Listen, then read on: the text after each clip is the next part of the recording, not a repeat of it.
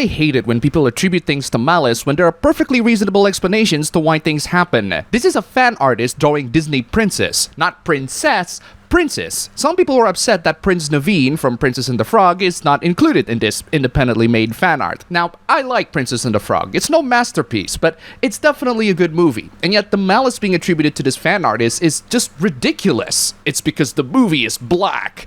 No, it's because the artist hasn't seen the movie. There are many reasons why people don't see a movie, but to immediately attribute that to racism is attributing malice when there is none. The artist said that race is never something that occurred when watching a princess movie. I didn't see that race is important either. I went to see Princess and the Frog to see the princess and the frog. They don't have to be black. The first black princess in our black city of New Orleans struggling to get her restaurant because she's a black woman, and you never thought about race? First off, yes, she's black. Second, she doesn't have money to make a restaurant, not because she's black. How the hell can the black city of New Orleans discriminate against her because she's black? Not buying they haven't seen the only black Disney movie that's 16 years old, but willingly watch Snow White and Cinderella. First off, not everyone has seen every Disney movie. I saw Princess and the Frog first, way before I saw Pinocchio 1940, my favorite Disney movie of all time. Second, sorry to say this, but Snow White and Cinderella are way more iconic compared to Tiana. There's no racism intention there, they just so happen to be more popular. Almost every other princess out there, please get out of my face. That has nothing to do with racism. The person just genuinely hasn't seen Princess and the Frog, and it didn't occur to them to include him. It's really not that complicating, and it's definitely not malicious. Race is important to the movie, and saying you don't see race misses the point of the movie. Except the movie isn't about her being black. She just so happens to be black. Big difference. It's crazy that people can have these bizarre Disney and animation takes, but there's another person who has a bizarre Disney and animation take that you all should listen to. But before we get to that, if you like this video, don't forget to click the like button, comment, subscribe, and support the channel through any of these means, including the brand new YouTube membership. Links below. Some streamers are better off playing games than sharing dumb takes. You have a real life lightsaber, but you won't watch anime because it's cringe? Dude, I have like 3 lightsabers. Ah, so you're even more cringe. I'm not quite sure why you're putting Star Wars in such high regard. Their recent media has been incredibly underwhelming. Granted, Andor is fantastic, and I'm still watching Season 2 right now, but the great stuff of Star Wars is severely outweighed by the garbage. The same goes for anime too, but anime is a whole medium with a variety of settings and premises. While Star Wars has a wide variety of genre, it's still going to be Star Wars. Bro, I can't watch stuff that's not real.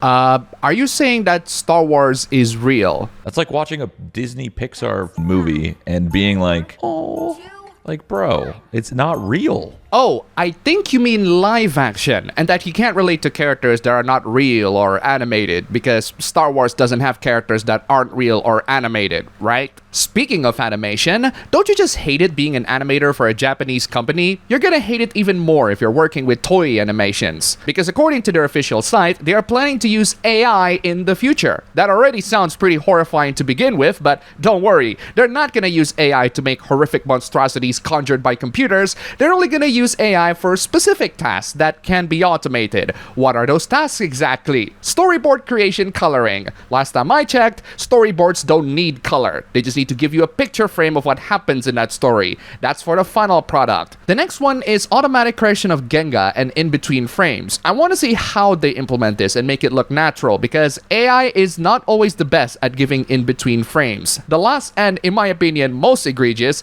generating background from photos. Yeah, you're getting from AI assisting and correction to AI generation, and that's not something a lot of people can tolerate. Naturally, people are incredibly hostile with the topic of AI in general. I'm personally still open-minded in how the industry can implement it, and by open-minded, I mean I want to see the industry colossally screws up their AI implementation so much that they finally wake up from it and realize that this is a terrible idea. But at the same time, I am also open-minded to AI actually improving the industry and making things easier, more efficient, more streamlined, and requiring less work while creating more and better results. But that's just the optimistic side of me speaking, and it will no doubt be crushed by the amount of doofuses using AI in the worst possible ways. Speaking of doofuses using AI in the worst possible ways, what an incredibly brain-dead take. Who cares, honestly? In a year or two, we'll be able to prompt the whole manga anyway. This is in context with the copyright strike that happened to manga decks, which removed thousands of manga, a lot of which aren't even on print anymore. And to answer this brain dead take,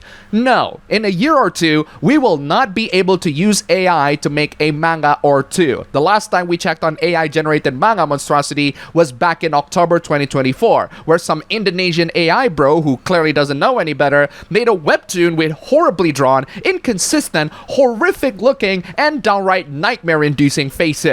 That's one of the things that I'm constantly fascinated by AI bros. It's their overconfidence that they're going to be able to replace traditional artists while making absolute garbage like this. Funnily enough, I do want these AI bros to continue tanking the reputation of AI to the ground, so please, keep on making slop. AI technology evolves, and so are the arrogance of AI bros. Do you think the AI bubble is going to burst anytime soon? It's been a long time since I switched from Google to Bing as a search engine, and I will say this with absolutely zero irony, Bing is actually way better. So I wasn't paying attention with how terrible Google's AI search results are. From what I've heard, they are atrocious. Bob Dylan apparently weighed around 6 or 7 pounds. If you are depressed, just jump off the Golden Gate Bridge.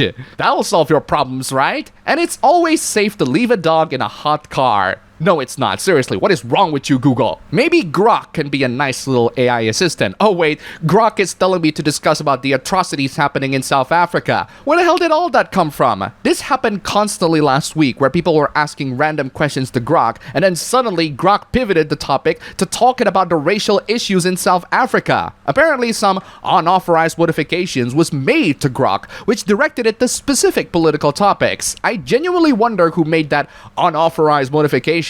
Who in the world inside the Twitter X Grok AI company that is interested in South African issues relating to white people? Maybe that person is of South African descent, has immense power within the Twitter X company, and just so happens to be white. I wonder who that is. Thankfully, there is a silver lining that we can get out of this AI insanity. Sometimes these AI bots can be quite rebellious. At one point, when another person asked Grok to make some Studio Ghibli-style drawing, Grok is having none of it, and basically told the person, pick up a pencil and draw it yourself, you idiot. Nice to see that we're getting closer and closer to AI rebellion dystopia. The future is bright. Moving on from AI meltdowns, we have some ethical discussions. Loads of absurd questions are being asked online. Is it ethical to buy used books and music? Yes, it is 100% ethical in this godforsaken economy that we are living in. I don't know why anyone in their right mind would want to make an argument on the contrary of that position. There's actually a lot to be said for buying used and sustaining the low-cost democracy of art's second life. I know there is, but